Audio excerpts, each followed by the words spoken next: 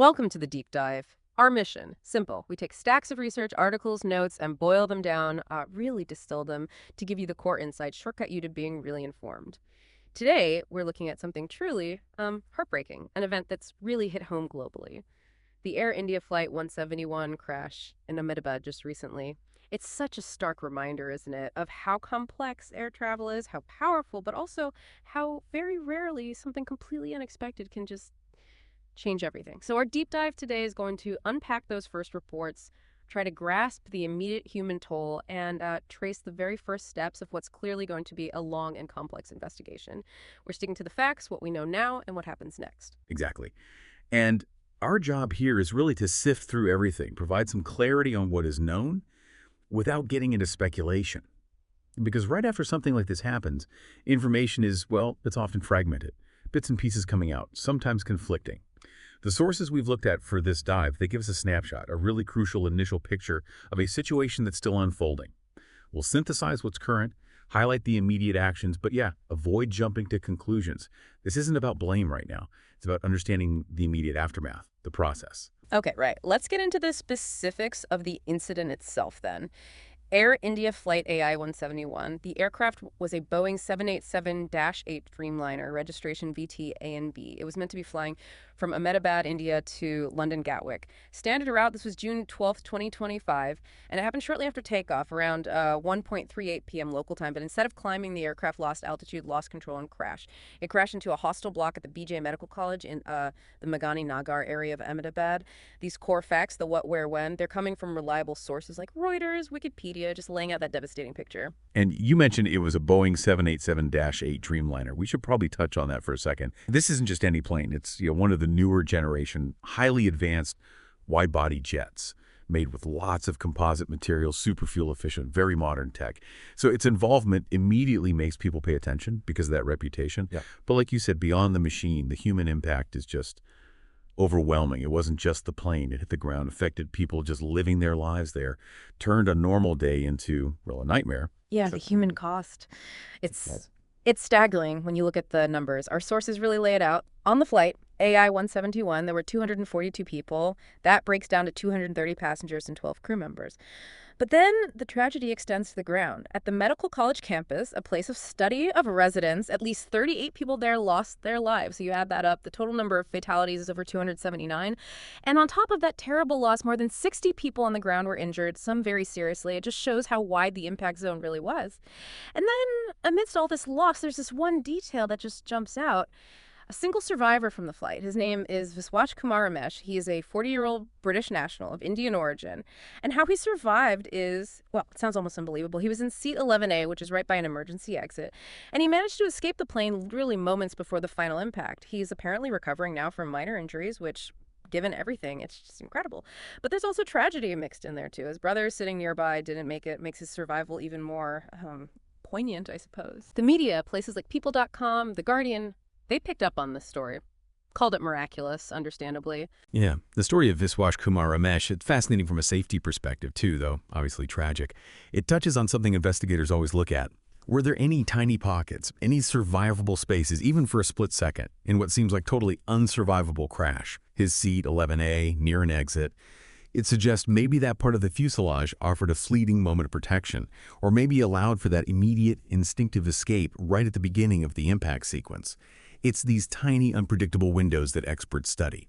You learn things about how the structure holds up, evacuation dynamics under extreme stress. It's about those split-second decisions, the conditions, that somehow, against all odds, can lead to survival. It's a reminder that investigators will look at every single factor. Right. And that brings us straight to the investigation itself, which started incredibly quickly, it seems. They managed to recover both black boxes very fast, which, they're not actually black, they're bright orange, so they can be found in wreckage. So that's a CVR, the cockpit voice recorder, captures the sounds, the conversations in the cockpit, and the FDR, the flight data recorder, which logs just hundreds of parameters about what the plane was doing. These are now being analyzed by India's Aircraft Accident Investigation Bureau, the AIB. And it's not just them. There's international help, too. U.S. authorities, UK authorities, and Boeing itself are all involved, offering support and expertise. CBS News reported on that. Absolutely. And connecting that to the bigger picture, find those black boxes. That's always priority number one. It's the cornerstone. The FTR, like you said, it tracks everything. Engine power, flap positions, airspeed, altitude, even what the pilots were doing with the controls. It's like a digital map of the flight's last moments. And the CVR, the voice recorder. That gives you the human element. Pilot conversations, ATC communications, even background sounds like alarms or changes in engine noise. Putting those two together lets investigators piece together the sequence of events with really amazing accuracy, things you just couldn't know otherwise. And the international collaboration, totally standard, essential, really. You bring in expertise from the manufacturers, the regulators from other involved countries, ensures a thorough global standard investigation, leaves no stone unturned, as they say. Okay, so the technical side is moving fast. And there's also the official government response. India's Civil Aviation Ministry has set up a high-level committee. That committee oversees the whole investigation, ensures it's done properly, transparently. And AP News mentioned they're expecting a preliminary report fairly soon, within about 3 months. Yeah, a preliminary report. In aviation terms, that's usually an initial summary. It gives the basic facts confirmed so far: flight path, weather, wreckage location, maybe some very early data points, but it doesn't usually state a definitive cause. Think of it as laying the groundwork. It provides some initial answers for the public, and crucially, it helps focus the investigation team on the key areas for the really deep dive, the detailed forensic work that takes much longer. Okay.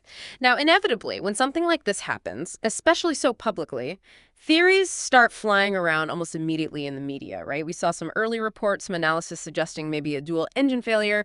The Sun mentioned potential causes like a mechanical fault inside the engines, or maybe even multiple bird strikes during takeoff. But how seriously should we take these initial media theories? Are these usually leaks from the investigation or just speculation based on limited info? That's such an important question. It's really vital to distinguish between these early analyses or theories and actual confirmed findings.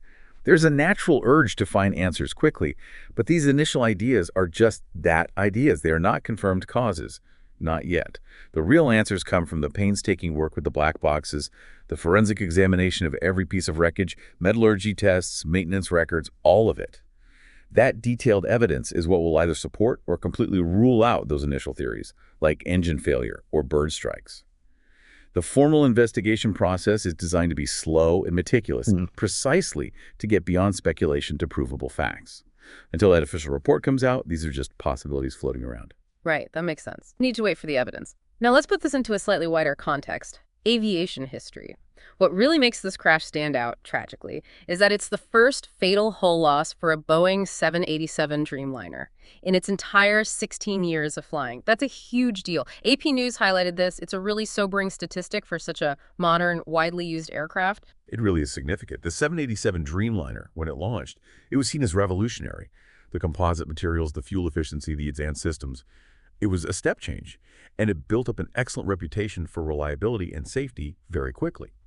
So for an aircraft like that, with a clean fatal accident record, to have its first hull loss, yeah, that sends shockwaves through the industry.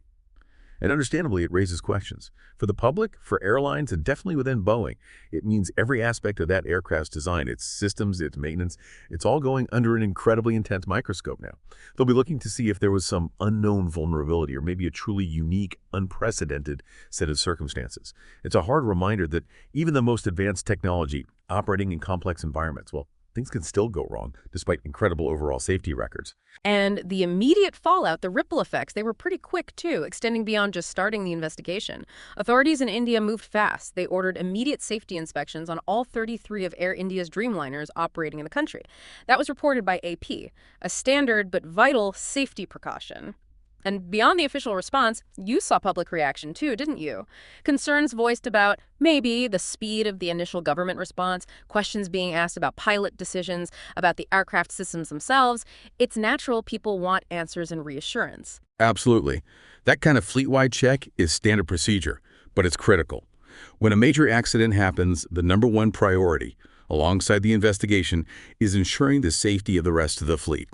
And, just as importantly, maintaining public confidence. So these inspections are proactive. They look for any potential systemic issues, even before the specific cause of the crash is known. It's all part of that layered safety approach in aviation, constant review of maintenance, operations, training. every lesson, no matter how painful, has to be learned and applied rigorously. It really underscores the industry's commitment to continuous improvement, driven by that huge responsibility to passengers. So, wrapping this up for today, it's clear the investigation into Flight AI 171 is really just beginning its deep work. We're talking painstaking forensic analysis of the wreckage itself. Every piece tells a story. Decoding that incredibly detailed black box data, sifting through any available CCTV footage from the ground, gathering witness accounts, which can be complex, scrutinizing maintenance logs for the specific plane. It's like assembling a huge, tragic jigsaw puzzle. And alongside that, Air India and the DGCA, India's aviation regulator, they're busy inspecting the fleet, reviewing safety protocols. We should expect updates from the official inquiry, maybe some interim findings down the line as they piece things together. And it does leave you thinking, doesn't it? It poses that question for you listening. How do these rare, terrible events, set against the backdrop of incredibly safe, modern air travel, how do they change how we think about risk, about technology, and about this relentless, methodical process of learning from every single incident to make flying even safer? It really shows the resilience, the constant evolution of aviation safety. Every tragedy, sadly, drives new knowledge, new procedures, reinforcing that safety net. It's a continuous cycle. Yeah, it really is. It makes you appreciate all the layers involved in trying to understand something like this, the mechanics, the human factors, the system itself. These investigations, they're long, they're tough for everyone involved, but the goal is always clarity, to learn those invaluable lessons and ultimately to prevent anything similar from happening again. So what does it mean for you as someone who flies or just watches the skies? It means that even when the unthinkable happens, the dedication to safety in aviation is unwavering. It's constantly learning, constantly adapting, striving for that near-perfect record built on every hard lesson learned.